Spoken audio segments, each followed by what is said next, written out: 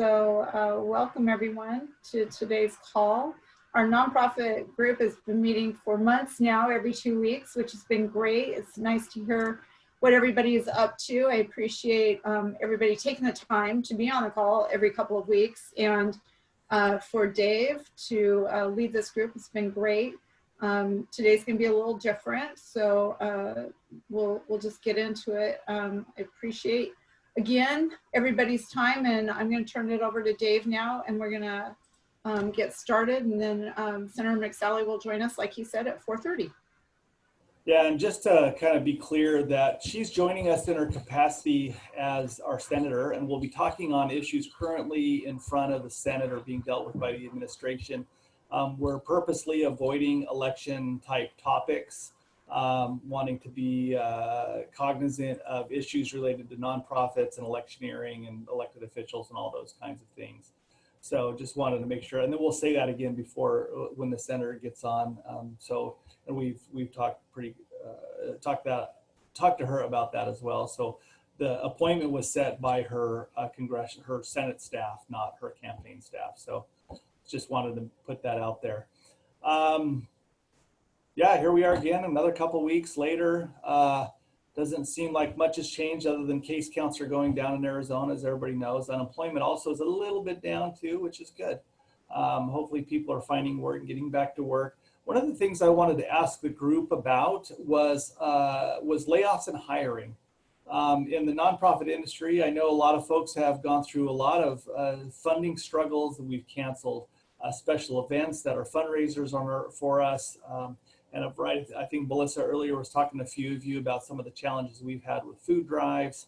And so I kind of wanted to hear from some of our nonprofits and churches and others that are on the call about their, are you laying people off? Are you hiring? Are you working reduced hours? What are some of our nonprofit partners experiencing in town? And after we talk about that a little bit, maybe we can explore if there are people that have reduced hours. Are there people that need help that can hire some of our colleagues at reduced rates, or at not reduced rates necessarily, but at lower hours to give us a little bit of help if we're busy? So I just wanted to explore that topic just a little bit. So, I'll probably put somebody on the spot like Shelly or Ray or Joe or Larry, talk a little bit about what you might be experiencing. David, are you anybody going through doing layoffs with their staff at their nonprofits? Dave, we initially, back in early spring, did some layoffs, so we had a reduction in staff. But we did apply for and receive a loan from the PPP, and that allowed us to hire and add to our staff. We still have many openings left, and we are doing some hiring right now. Nice. And what kind of jobs do you have available? It's a wide range. We've been looking for grant writers. I just hired a volunteer coordinator. I know that all of our programs, many of our programs are hiring right now. Frontline workers are needed. So from our shelter programs to after school programs, we have openings. Okay, if you're hiring, put your name and your hiring manager's contact info in the chat box so people can grab that. Because in our network, we have people that have experience within working for various nonprofits. So that'll give us an opportunity to share resources or staff. Anyone else? David, anything going on at a New Leaf? You're on mute, David. Sorry. Like Joe said, as far as for the agency, the reduction, I'm in a shelter. I'm one of those places that have like a case manager opening. We've gotten in the final expansion beds. So now we're just trying to hire the additional staff as we try to work to fill the beds, which is both challenging, like I mentioned earlier, but overnight staff, just shelter operation duties type of things, support partners, direct care staff type of work. So a lot of our we go through Indeed. So if you went to Indeed.com and search for a new leaf, and you can find all our openings, or our website at www.turnanewleaf.org. Very good. I know we just hired somebody. We had a very difficult time finding accounting staff. We were adding to our accounting staff, and we ended up having to go through a headhunter because it was difficult to fill that kind of position. But we are hiring for folks in our development staff, and we typically always have an opening or two for Class B truck drivers. So anybody else? Nadia, Sandra, George, I'm trying to see other people on my screen. Jenny, Joe. I'll go next. Thanks, Ray. Here at CAFA, we did not have to lay anybody off. Most of our funding comes through VOCA and DES. So we already had secure funding through this whole time period. So we really didn't need any kind of additional funding or any kind of worry about losing any funding. We did not apply for the PPP mainly because of the fact that we had all the secure funding. We were able to get additional funding through the CARES Act from different groups, so that really helped us out quite a bit. And we also got additional funding from various foundations who we already worked with, who decided to give us additional funding because of what we were going through.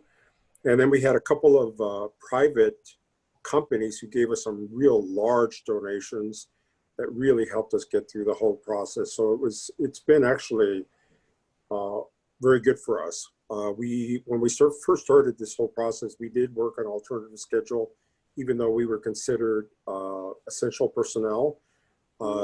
We did that for about, I would say, almost 2 months. Now everybody's back to work, both our outreach staff and our shelter. Everybody's back to normal working hours. We just take the normal precautions of wearing masks, and we have other kinds of secure things in place to make sure that we don't have any problems. And I only have one position opening right now, and that's for a overnight shelter advocate. It's a 30-hour position, and but that's the only position I have open right now. Very good. If you'll refer to the chat box, Joe, Nicole, Sandra, John Zalanka have all posted some links for possible jobs. And Bob, thanks for posting that. If you have an opening that you could share at the mesachamber.org website, Linda Haskell will give you a little assistance there for posting jobs. Now, I know we have a few private sector partners on the call as well. I know Rust, I see Rustin at APS or others. How is the hiring going on at your organizations? Are you, do you have a lot of openings, people applying for those roles? How are things going there? Rustin, why don't we start with you if you're still on? Where did you go? I lost you. There he is, he's muted. Rustin, are you still by the now? Maybe he's not by the phone anymore. Mark, Joe, Eric, anybody else, even Peggy or Keith, how are your workforces looking in relation to COVID and that kind of thing? We are still hiring for general labor to work in our warehouse, and we are also looking for an accounting bookkeeper. So we'll keep looking unless somebody can refer someone to us. Well, you know, we haven't had that experience as of yet of not being able to fill the seats. We usually train from within, but about a year and a half ago, we started our own temping agency to kind of help employ, you know, men and women who are kind of hard to get employment. So we've been able to kind of tap into our own database, and you know, that's been great. So I mean, if someone is looking for some help that's willing to work with a nonprofit temp agency, we always have guys who are qualified to do labor jobs, short term and long terms. And pricing, we're extremely competitive.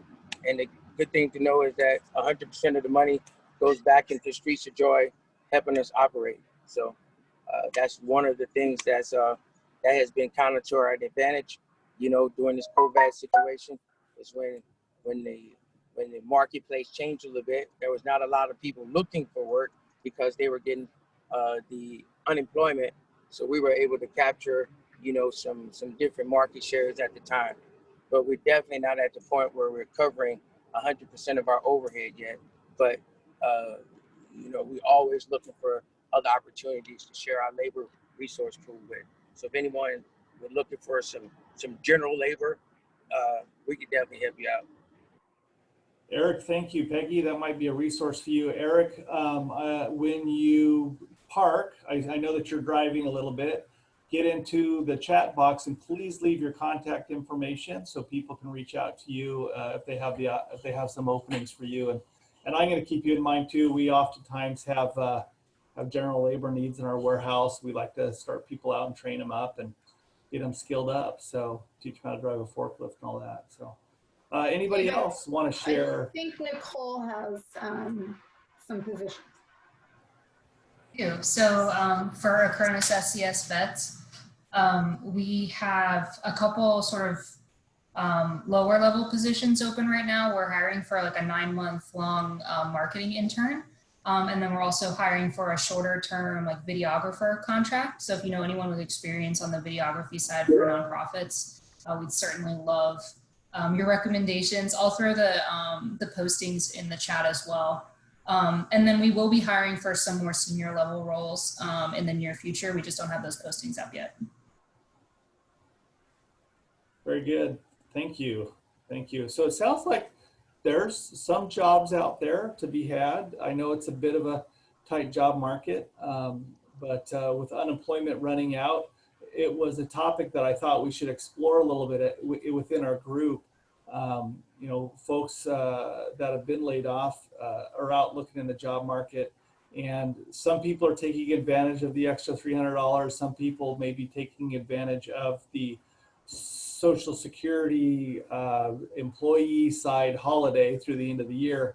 I was going to ask that question next. Are any of you doing the Social Security holiday? If you guys don't know what I'm referring to, that's the president's executive order about being able to forego payment of the employee's side. So you leave that money in the employee's paycheck rather than doing the match for Social Security and payroll tax. I think it's all the payroll tax if I remember right. But the catch is it has to be repaid between January and April or May of next year. So it gives you some short-term relief, but the borrowing gets repaid in the long term. So I know that all of the food banks in Arizona, the major ones, St. Mary's Community Food Bank of Southern Arizona, Yuma, us, none of us are doing that. And we have not had any employees request that we do so. Curious, any of you guys considering that program? We're not doing it right now, but I know our CFO is looking for some more guidance on this. Our concern is that employees will face, you know, that additional tax, that repayment of that down the road. So we're being a little cautious about it right now. Yeah, I agree. I wholeheartedly agree, Ray. I mean, Joe. I was looking at Ray while I said your name. And there's see, Sally, I struggle with names once again. I'll send you a t-shirt. It's how I'm supplementing my wardrobe now. So. Hey, Dave, Rustin's back on if you... Oh, Rustin, you there? Sally, you teased me. He is. Rustin. Unmute, Rustin. Oh, there you are. Hey, there Rustin, we go. Sorry, guys. We've been talking about employment. You work for one of the largest employers in the state in APS. Are you guys, do you have lots of active positions that you're advertising to hire for, or is APS reducing its workforce? So, I mean, I can certainly check in with our labor team and our HR team, but I'll answer directly on aps.com. That's the resource for all of our job postings, and that's updated daily. So that's where I direct everybody that's looking for work. As far as what the future looks like, slowdowns and speed ups, you know, a lot of that is market dependent, and a lot of it has to do with how quickly the state's growing. So that's the short answer on that. But I would refer everybody to APS.com for the latest and greatest job postings. Okay. Dave, Mesa Public Schools has some openings. Marlo may want to comment on that. Yeah, Yeah, Marlo I mean, shared. I posted our link to our HR postings. You know, given the certain situation we're in, we don't have kids back yet, but we are moving in that direction as long as the infection rates continue to go down. But with that said, we are in need of instructional aides and other support staff. We have a lot of full-time and part-time positions. We're also looking at adding what we've kind of deemed COVID-19 relief, and really what it is hiring part-time folks to help maybe relieve a teacher who needs to go have lunch and we're not moving kids into the cafeteria and those types of things. Those positions haven't been posted yet, but we are going to be probably posting them here shortly. So lots of positions if there are people in need of jobs. Thank you. And I know Cigna is a pretty large employer. Erica, do you have anything that you could report on that front? Looking for the mute button. Where is it? Where is it? There you go. Sorry. So Cigna hasn't had any layoffs or anything of that nature. We are hiring some positions. The best place to find those is going to be Cigna.com or jobs.cigna.com. There's currently 77 jobs listed open in Arizona. A good amount of those are in our Cigna Medical Group offices. So anyone who has medical experience or working in a medical office, and also some frontline positions at our Express Scripts facilities, which are in Tempe, and I think mostly they're in Tempe. I think there might be one down in Chandler-ish. So. Very good. Very good. It's, so anybody else on employment, layoffs, etc.? Not. Yes. Hospice of the Valley is looking for RNs and social workers, bereavement counselors.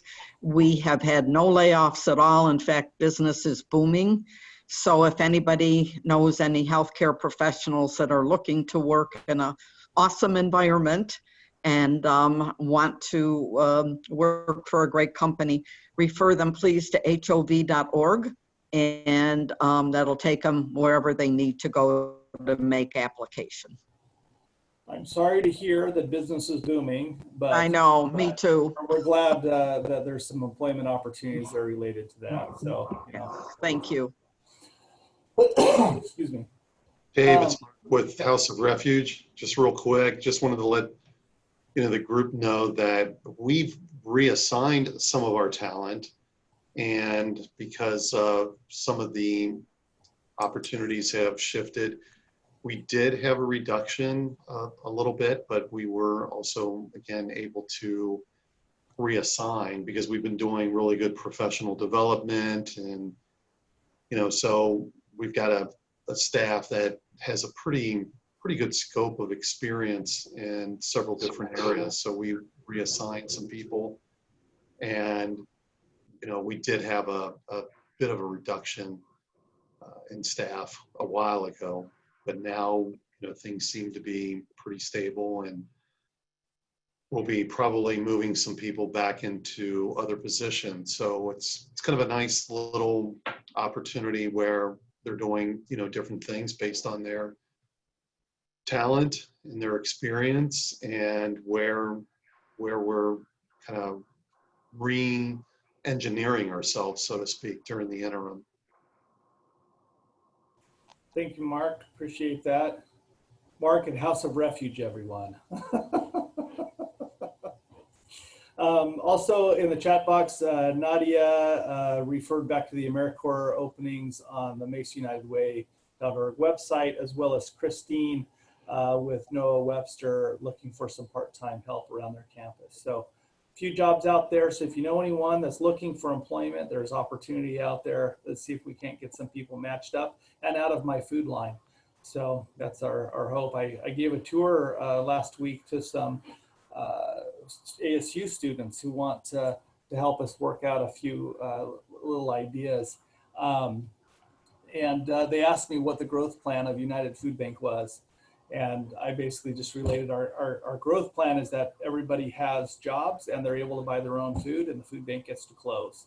And that's really what our mindset is. We know that's probably not going to be the reality, but really that's our hope is that people are going to be able to be employed and be able to get things that they need. From a food bank standpoint, we're continuing to, our service has been flat over week after week. So we're still around 1,700, 1,800 families every week. Our food distribution at Mesa, at the Wells Fargo branch at University and Gilbert has concluded and is shifting to Apache Junction. So for the next 8 Wednesdays, we'll be at the Wells Fargo on Apache Trail right by a Walmart there out in Apache Junction. So if you know people in the Far East Valley that have some hunger issues that they need help with, they can come on over to the Wells Fargo branch. It's going to be drive-through style like it was in Mesa, and we'll be addressing and handing out some food there. We'll also continue to be at the Mesa Convention Center through September, at least possibly October. But we're starting to make plans about what it might look like to move back to our Javelina facility or an alternate facility if we have to leave the Mesa Convention Center to do a drive-through. I wanted to note we have staff from Senator McSally's office and I believe Congressman Biggs' office. I'm going to give you guys a couple of minutes before we welcome Senator McSally. Lee, do you want a couple of minutes? You can sing a song, you can share whatever you'd like.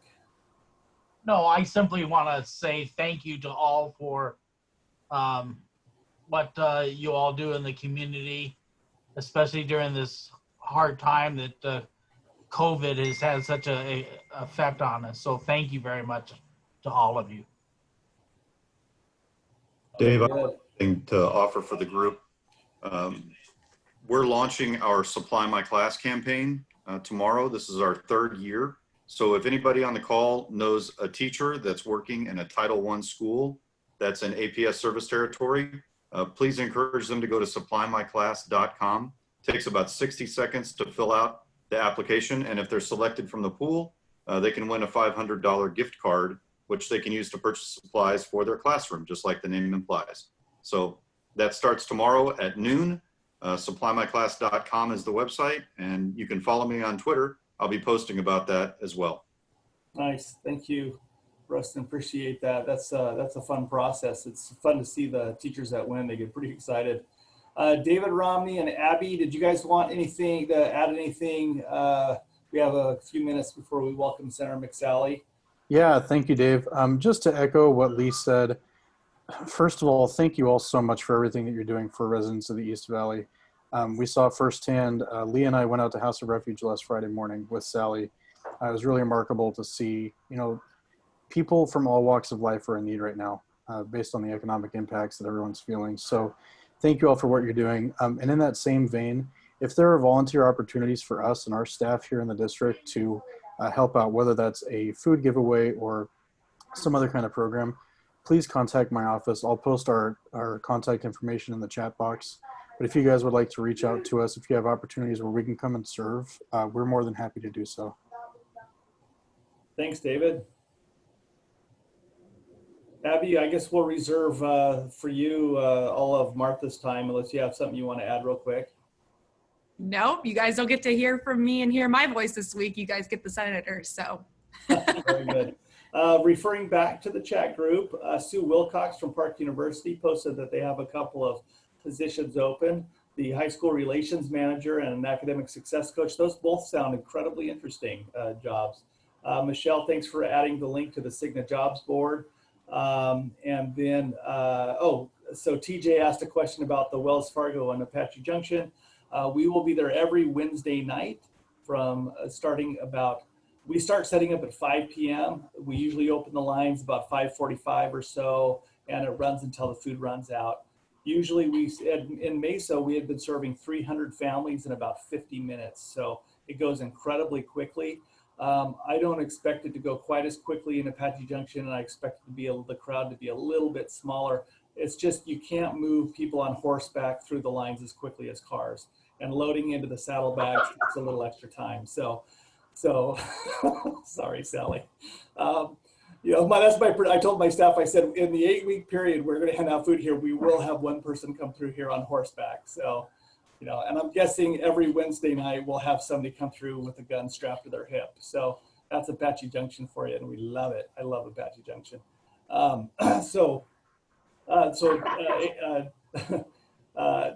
TJ, those come, if you want to volunteer, just come show up. We'll put you to work somehow. We're at, again, we start setting up about 5 o'clock. All right. Is Martha in the green room yet? Not yet. Okay. All right. Any minute, right, Abby? Hey, Dave. Yes. Alicia. Yes. How are you? Good. How are you? Good. Good. Hey, about the food distributions that you guys are doing at the convention center and out in Apache Junction, you said you were going to continue to do those possibly through October. Is that what you said? Possibly. So we do have an agreement with Mesa to do them through the end of September.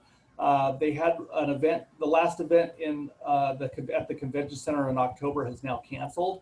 And so the city has been funding the use of the convention center staff and the convention center itself through CARES Act money. So we're reviewing the budget there to see if there's sufficient funding in the budget to be able to continue to use the convention center through the end of October. And then do you find, I'm just kind of curious because some people have asked me about this, are you finding that like the smaller food pantries that normally do the distributions, I mean, because that's not really been your gig except for like the Friday fresh food kind of thing. Are you finding that they're needing less food because people are coming through the Friday? Do you No, so yeah, I know what you're asking, Alicia, and it's the right question. I appreciate you asking that. We're not seeing people divert from other food banks to our distribution because of the drive-through distribution we're doing on Fridays. We're seeing less people at other agencies because of the Farmers to Family Food Box program. So right now that Farmers to Families Food Box program is being distributed to any nonprofit organization or church that will take delivery of the items if they have a relationship with the vendor. And so 75 million boxes nationwide have been distributed over the last 4 months into the communities. And it's great product, fresh fruits and vegetables, dairy, sour cream, all kinds of really, really good stuff. And so it's wonderful that they're out there, but we have seen a corresponding decrease in demand at some of our usual TFAP related distributions because of it. Now we haven't seen an overall drop in our emergency food box number because of what we do at Wells Fargo. It kind of levels that out, but we typically do about 40,000 a month. And of the actual TFAP, we're only doing about 32,000 a month right now. So that's a decrease in 8, but that is not a correlating decrease in demand. What's happening is that other Farmers to Family Food Box program, I get calls from churches, I get calls from Rotary clubs that have leftover boxes from those programs asking if I can take them off their hands. We always say yes, we take them, we put them out in the community, and we put them to good use. So it's been a little bit of a, The senator is entering the room. Just a heads up. She muted me. That's funny. So Alicia, I hope that answers your question. Yeah, it does. Thank you. Very good. All right. Okay. I'm looking for her on the call. There she is. All right. Senator, you are muted. There you are. Good. Hi. Thanks so much for being here. Hey, before we get started, I just want to say thank you on behalf of the Chamber and our Board of Directors and all of our committees.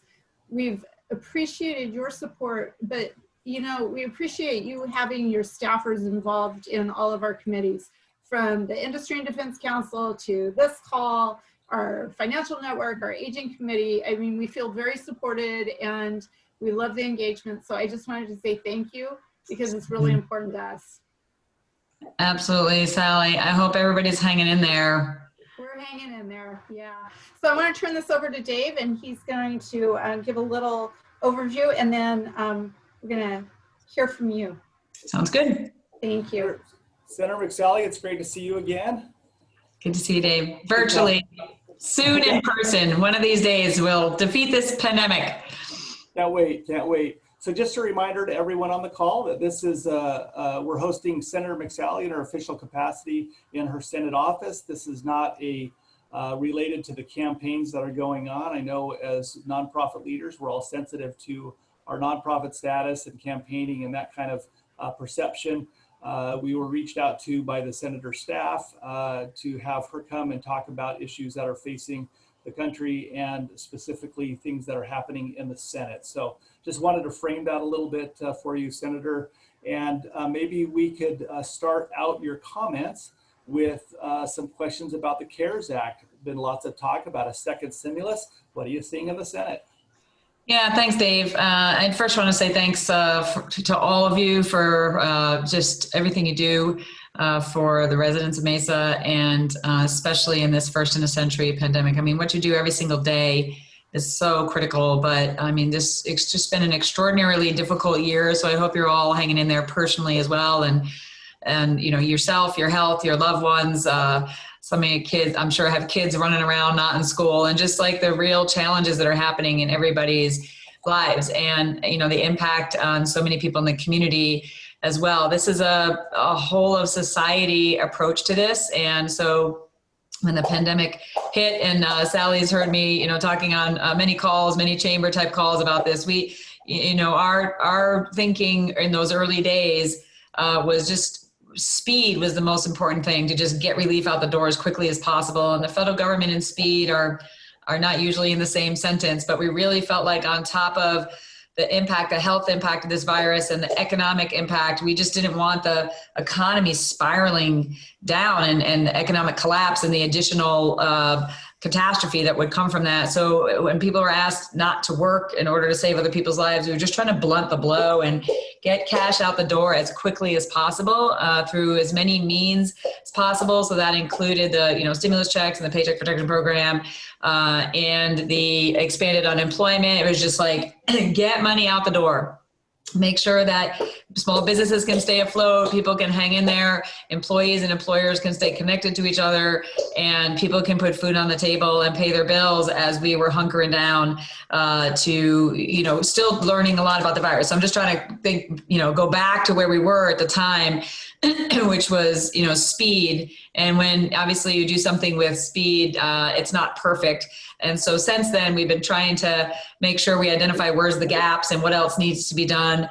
You know, we've heard from a lot in the nonprofit community about a number of issues. And so in May, I was a part of a bipartisan letter to Senator McConnell and Minority Leader Chuck Schumer on a number of the issues that were brought to attention by the nonprofit community. One of them being the definition of the, you know, small business with 500 employees or less for the nonprofit community. We've seen and the way it was defined for, say, franchise owners or, you know, hotel chains, that they were able to define in a way and have the ability for those small business owners to be able to get PPP. So it's the same kind of model could be available for the nonprofit community. If you're part of a larger national umbrella organization, but you've got an Arizona chapter or a local chapter, treat it the same way. So we engaged, you know, on that issue.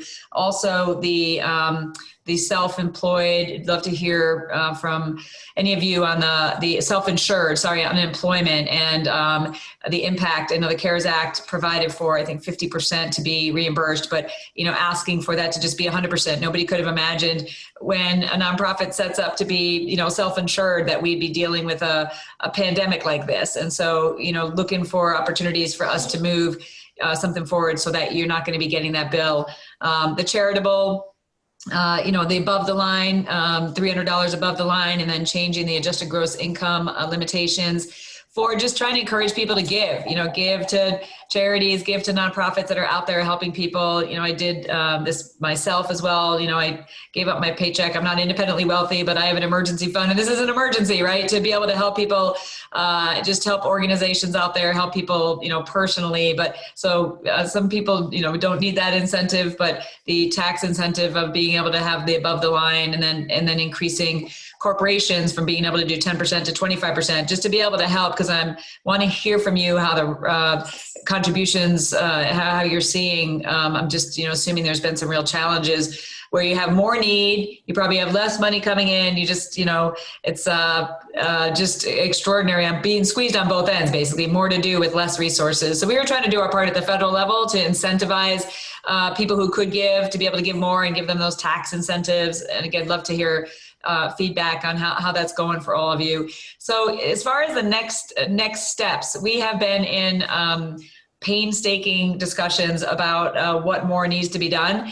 And, the approach we're taking in the Senate anyway is to try and provide targeted relief as we still are fighting to defeat this virus. So we still need to be investing in testing and treatments and cures, because ultimately that's our path out of this, but more targeted relief to small businesses, those that have been impacted, that are still being impacted. Businesses with restrictions, very difficult. If you know anybody like in the restaurant business, it's already tough to deal with margins, but if you're under restrictions for long periods of time, many of them are going to go under. So more support to small businesses, support to schools, as they're making modifications, trying to reopen and provide safe in-person support, more support to individuals for the unemployment benefits. And there's, again, we hear from a lot of small businesses that are really having a hard time. I heard from many of them actually today in some other meetings, bringing people back to work. So what's the sweet spot of having the social safety net? Because we're not going to be at 3.5% unemployment anytime soon. As we continue to move forward, we hope to get back there. So we need that real safety net for those who cannot work for health reasons or the job's not there, but we also do want to incentivize work. We don't want to disincentivize work. So how do we balance that with thoughtful public policy? Unfortunately, a lot of this does get politicized because it's Washington, D.C., and that's just what happens. But we're trying to be the adults in the room about targeted relief.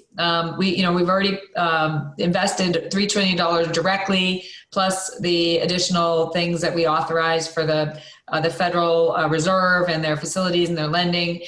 And so we feel that I feel more support is needed, but we need to be targeted about it and focus on defeating the virus, supporting people being able to provide for their families, do that safely, and anything else we need to do in order to allow people to sensibly and safely, return to work and support our frontline healthcare heroes. So we're in those conversations. They're stalled. If you turn on the TV, you probably can see, although I wouldn't recommend that. It's bad for your health to be watching, cable news throughout the day, but they are stalled right now. So what we're trying to do in the Senate is be the adults in the room and at least bring something forward next week for a vote to try and jumpstart the negotiations again. But ultimately, it's going to take, this is Schoolhouse Rock. It's going to take the House and the Senate and the administration to find some common ground on this. So I get up every morning, glasses half full, hope springs eternal, but it is Washington, D.C., unfortunately in an election year where some things are being politicized. So I really want to hear from all of you to hear what other needs you might have. And some of these things we can address administratively. We've engaged with, Department of Agriculture, for example, on extending the waivers related to school nutrition programs and, things like that. So a lot of these things can be addressed administratively, but if it literally takes an act of Congress, then we do have to get it in a piece of legislation that can get through all bodies. But I want to make sure I stay grounded in what you all really need. Thank you. Yeah, there's a lot going on. It's amazing watching everybody balance that. You mentioned charitable tax deductions, and many of the nonprofit leaders that I've spoken with saw a correlation in giving last year in a drop because of the changes in the tax law with the increase in the standard individual deduction. So, and then COVID hit, and then all modeling and all, it's all gotten so crazy. Yeah, it's difficult. Yeah, it's difficult to know causality, right? But yeah. Right. So in that process, the state tax credit that Arizona offers became very valuable. It was more, because it was a credit, it was more valuable on your taxes. We also had the ruling that either you had to take it as a state or a federal deduction. You couldn't double dip. Right. So that all came together about the same time. Is there any talk in the Senate about charitable deductions and how those might get characterized in the future on taxation? Yes. Again, that's the conversations right now are still focused on COVID. And I will say in the Senate, Senator James Lankford has really been a key leader on this. He's from Oklahoma, really wanting to increase even more the above the line deduction options. And like many things in the pandemic, if we've seen something as a positive, for the short term, the conversation is why don't we continue it for the longer term? We've seen this with telemedicine, for example, right? If we're seeing changes that are positive in that regard, then why not continue to institute it? So those are certainly conversations that are ongoing. I don't think, I'd have to go look at it. I don't think extending, I mean, it's for this whole year, obviously, the above the line. So this would be going into calendar year, 2021, that we would have to have additional legislation on to extend that longer. So that's probably not going to be in what we might vote on next week because we're dealing with the tyranny of the urgent. But I do know there's many conversations about the benefits of that. And again, it's going to be hard to see how much of an impact that made because there's just so much instability going on in the in people's finances and their patterns and their giving. So I think it'd be challenging to see what impact that even made in the CARES Act, just because everything's unstable. But that doesn't mean it's not good policy to be able to encourage people to give who don't itemize. So I'm mindful of it, and as we move forward and we're looking at policies in 2021. I think these are common sense things that we can say, hey, this was popular and people did it. And I guess we could see if people are giving, writing above the line, putting the deduction there, I guess you'll see it when people file. Whether they were incentivized to do that or not is the question, right? Like, I mean, I'm going to give anyway, but other people maybe are motivated differently from that. So I think that's something that makes sense to add. Sorry, my golden retriever is chewing on something down here.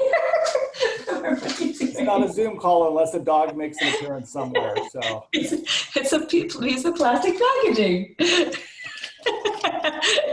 All right, everybody has to say hi to Boomer just really quick. Say hi, buddy. Hey.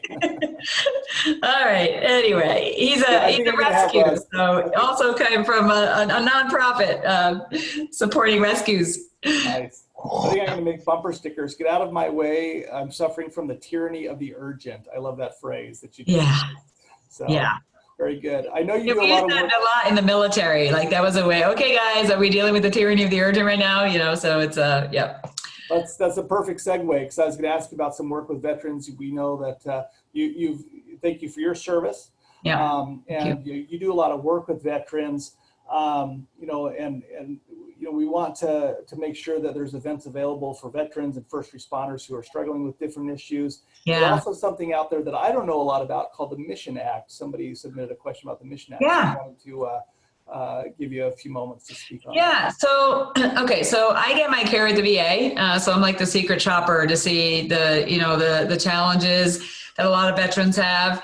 And look, what we saw happen, if you remember, back when actually, unfortunately, Phoenix VA was ground zero for some of the scandals that were happening where people were cooking the books while veterans were waiting in line for care. And so what we did immediately after that was, and this was actually Senator McCain really led this effort, was something called VA Choice Act. And this was, instead of, spending months trying to solve the problem for the long term, when we had veterans like right now waiting for specialist appointments, we just, we had to do something fast. And so the Choice Act was allowing an initial kind of ability for veterans to get care in the community in a quicker way, right? So if they couldn't get an appointment at the VA, they could at least go downtown and get that care. And what we did with the VA Mission Act is there's all these different, that was one of many care in the community procedures that the bureaucracy had at the VA, which is often very confusing for the veteran. Veterans are often getting bills in the mail. So the VA Mission Act, which was signed into law over a year ago, was streamlining all of the care in the community programs into one, and essentially providing more flexibility for veterans if they lived in a rural area and they didn't feel like taking a 2-hour trip into the Phoenix VA for something, and there was a specialist right there in their rural area, they could go to that. Or if their appointment was going to be too long at a VA facility, they could go out into the community. And so it streamlined all those programs into one. It's been implemented now just for a little while. So, we've already seen some real positives in how veterans are benefiting from this, being able to get the care they need at the place they desire instead of having to, travel or wait in line for care from the VA. So, just like anything, it's the second biggest bureaucracy. We have veterans caseworkers in our office, and sometimes we have veterans that are still, or you have bureaucrats still haven't gotten the message that there's a new system in place, and the veteran needs to get that care. And so we have caseworkers that help our veterans also break through. So if you hear of any veterans that are having issues with the VA, or they feel like they're having to wait too long for something, then have them reach out to my office or any of the congressional delegation. And we have full-time caseworkers to help them. I want to point out 2 more quick things on veterans, if I could. The president just signed into law about 3 weeks ago, my latest bill on veterans treatment courts. This is something I saw firsthand when I first visited the Veterans Treatment Court in Tucson, and they've popped up. I think we've got 9 of them in Arizona. They sort of local initiatives. Honestly, the one in Tucson was a Marine who became a judge and decided to create this treatment court because many veterans come back with post-traumatic stress or traumatic brain injury, and they get mental health issues that are untreated, or addiction issues. They're related to their service, but they just get lost in the shuffle, and some of them get in trouble with the law. And instead of having them, again, spiral down, going into the criminal justice system, it gives them the chance to get treatment and have accountability from other veterans. It's extremely powerful. I'm sitting around a table with a Vietnam vet, a veteran from my generation, and the veteran from the younger generation, several of them, holding each other accountable for their decisions and their treatment. And it's just extraordinary. It saves so many lives from veteran suicide and addiction overdoses. And so my bill actually allows this to now be standardized, like nationwide, managed out of the Department of Justice with technical assistance and grants, so that it's not just you hoping you have someone in your community, but you have the ability to have these all over the country.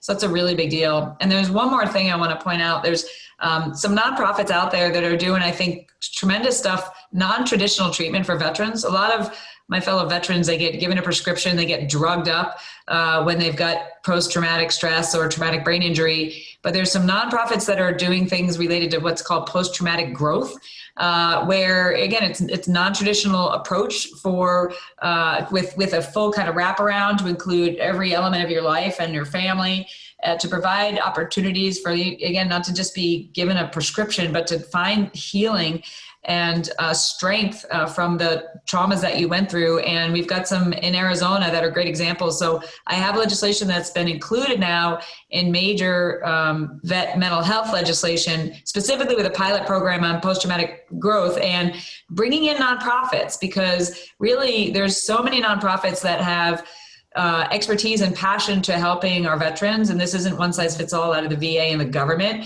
And so at least exploring how nonprofits can be partnering to help veterans, because every veteran is not going to take the same exact path for their own mental health treatment. So this was originally my piece of this, which was this pilot program including nonprofits and post-traumatic growth. The VA kicked it out of the bill. They didn't want it in there.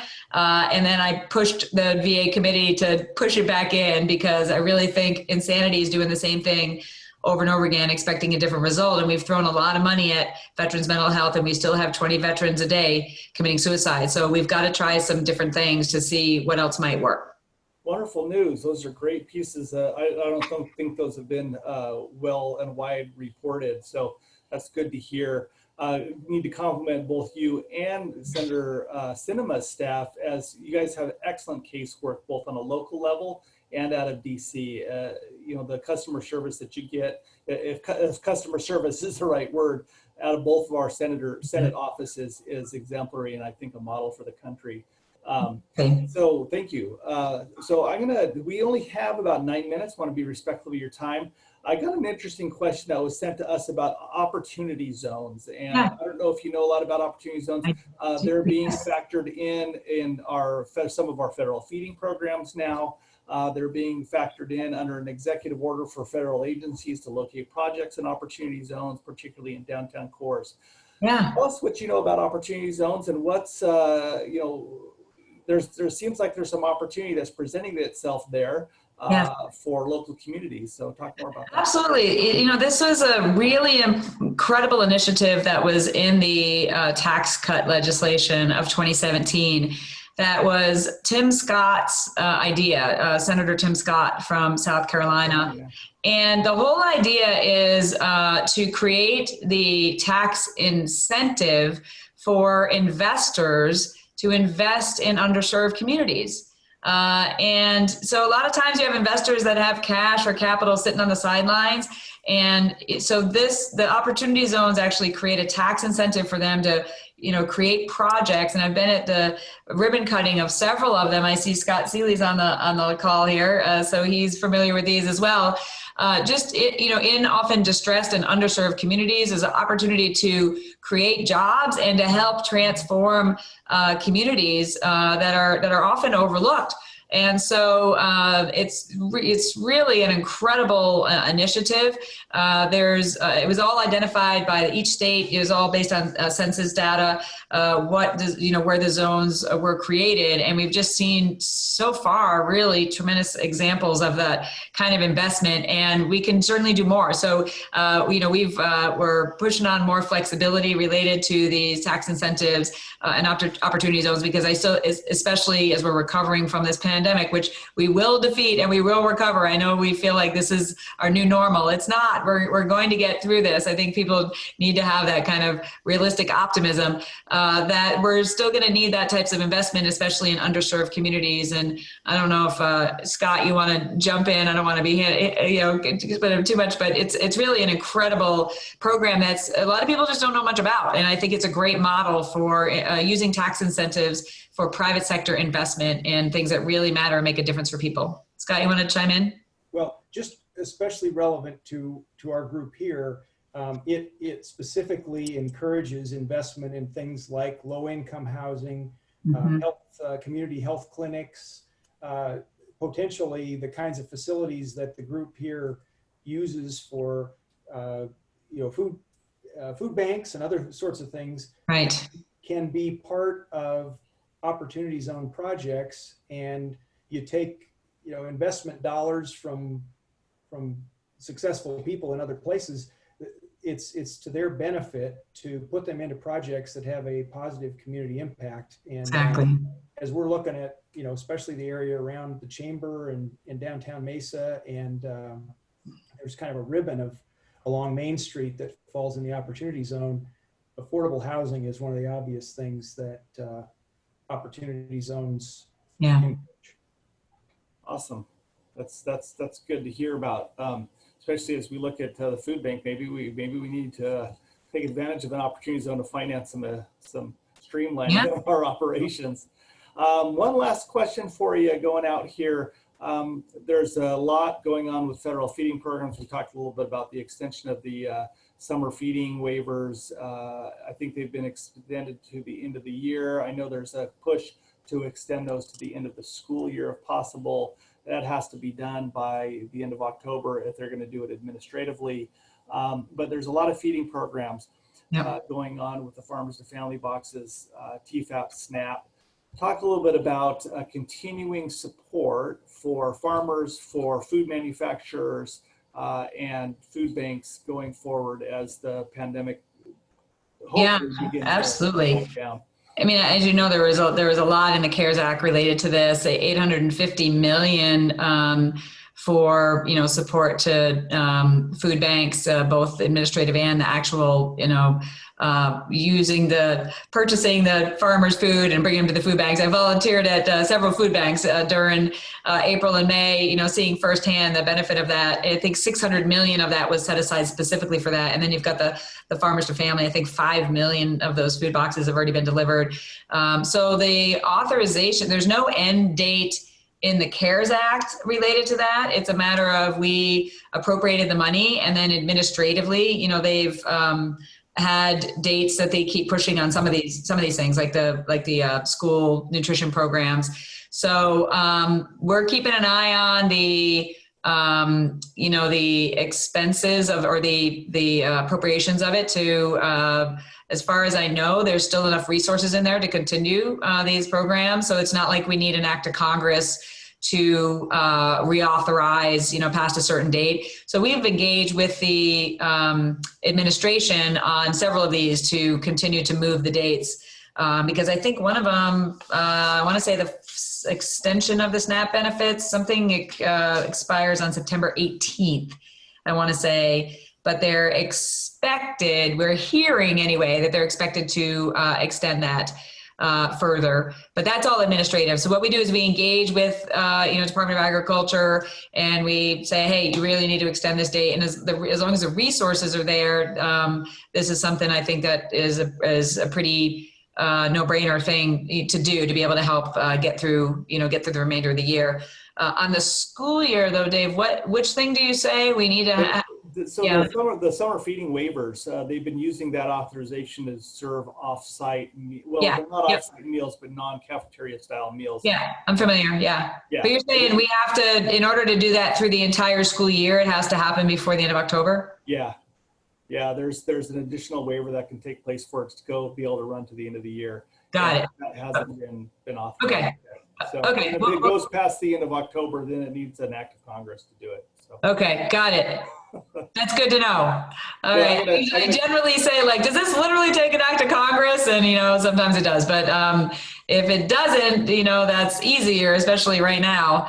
But thanks for bringing that to our attention. So that's of the urgent, right? Yeah. So exactly. I do need to compliment and thank the work that has happened on the federal side related to CARES Act in getting resources out for us to be able to handle the surge of people that have been unemployed and looking for food assistance. We felt very well supported, and so want to thank you. And I know a lot of the colleagues of ours on this call, their organizations benefited in a number of ways from the food boxes and the food that was put out there. Awesome. Food has a tremendous calming effect on the public, and if they have the resources that they need. Now, toilet paper, that's a whole different story, but for food, at least people were able to eat. And so I want to thank you guys for the work you did on that. Yeah, absolutely, Dave. Like I said, this is all of society, right? So we just, we've got resources out there, but we're not the operators on the ground. You all are, right? So we had to get them out to state and local governments, get it out available for nonprofits. You're the ones that are meeting people's needs on the ground. I'll tell you, when I was volunteering at the food bank, I mean, just like heart-wrenching stories, as you know, families coming through rough circumstances, never needed assistance before, first time coming through. I mean, I no kidding, sent someone on my team when I was volunteering at the Salvation Army who, needed maxi pads. And I was like, we need some maxi pads. And I said, one of the guys on my team, go buy some maxi pads. Just stop being embarrassed. Like these people need support, and here's my credit card. Just go get them, but it's just like, it's just, there's just so much need there. And from so many people people up and down my street where I live, we're living paycheck to paycheck, and all of a sudden the floor falls out from underneath them. And, eventually they got the stimulus check but you got to get through those weeks. If you're living week to week to week, you've got to be able to get through. So you guys were all, standing in the gap for these people. We were just putting fuel in the tank, but you all were meeting the needs on the ground, and the intent was to get those resources out as many ways possible to help people. So thanks so much for all your hard work during a very uncertain time. Thank you. On behalf of all the members of the Nonprofit Vitality Council, we appreciate you taking some time. I promised we'd end at 5 o'clock. It's now 5 o'clock. If you want to take a minute or two to wrap up, or if you feel, you know, I didn't know if you wanted to, if you want to talk about something I didn't ask you about that you felt was urgent for the nonprofit group to know. Well, just stay engaged. I mean, we've got great relationships with you. Our staff does, but you know, keep us posted. If you ever have any ideas, like we're in the midst of a lot of conversations. So if you have ideas of things that need to get fixed, either administratively or they take an act to Congress, you know, we happen to be in a position to do that. So we often get great brainstorming ideas from meetings like this that we bring back and say, hey, let's try and, you know, institute this and make it happen. So there's no bad ideas in the brainstorming phase, right? Is always the way it is. So just get those ideas to us, and you know, we're all in this together. As you know, we're doing our part. You all are stepping in the gap and helping so many people under extraordinarily challenging circumstances. We will get through this, but keep engaged with us. Let us know what your needs are, what ideas you may have.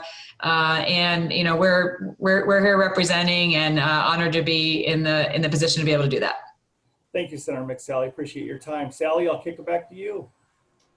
You know, I think everything was said that needed to be said. Senator, thank you so much for your time. We appreciate it. We appreciate your staff, and you know, anytime you want to come back and give us more updates, just let us know. All right.